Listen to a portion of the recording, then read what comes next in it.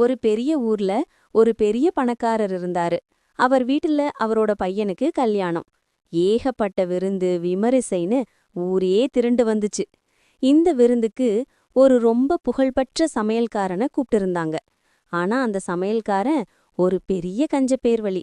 அடடா, சமையலுக்கு போடுற காசை குறைச்சிட்டு மீதி பணத்தை நாமளே அமுக்கிடலாமேன்னு ஒரு ஐடியா போட்டான். அதனால என்ன பண்ணான்னா, சமையலுக்கு தேவையான நல்ல நெய்யி பருப்பு காய்கறின்னு எல்லாத்தையும் பாதியா குறைச்சிட்டான். இவனோட திட்டம் என்னன்னா, சாப்பாட்டோட சுவை மட்டும் குறையக்கூடாது, ஆனா செலவு குறையணும். விருந்து நாள் வந்தது.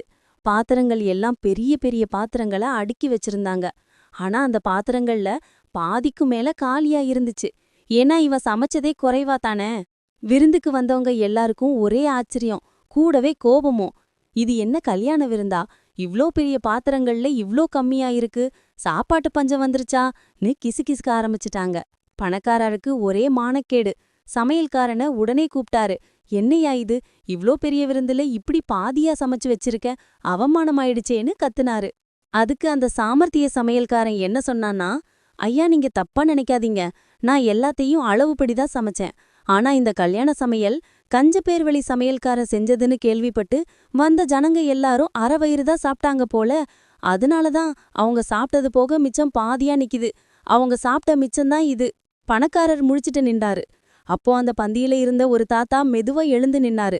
தாத்தா சிரிச்சுக்கிட்டே அந்த சமையல்காரனை பார்த்து கேட்டாரு, கல்யாண விருந்து, கஞ்ச சமையல்காரன், ஆனா இவனுக்கு பாடம் கத்து கொடுத்தது என்ன? அது எங்கே இருக்கு? எல்லாரும் யோசிச்சாங்க. சமையல்காரனும் கொஞ்சம் கலவரத்தோட பார்த்தான். அந்த தாத்தா என்ன சொன்னாரு தெரியுமா? நீ உன் கஞ்சத்தனத்தை மறைக்க சனங்க அரை வயிறு சாப்பிட்டாங்கன்னு பொய் சொன்ன இல்லையா? நீ என்ன பண்ணன, சமைக்க வேண்டிய உணவு அளவை குறைச்ச. நீ குறைச்சதுனால அந்த பெரிய சமையல் பாத்திரங்கள்ல பாதி இடம் காலியா நிக்குது. இப்போ உன் பொய்க்கும் உன் கஞ்சத்தனத்துக்கும் அந்த காலி பாத்திரங்கள் தான் உனக்கு பாடம் கத்து கொடுக்குது. நீ செஞ்ச தப்புக்கு அதுதான் சாட்சி. அவ்வளவுதான். சமையல்காரன் தலை குழஞ்சு நின்னுட்டான்.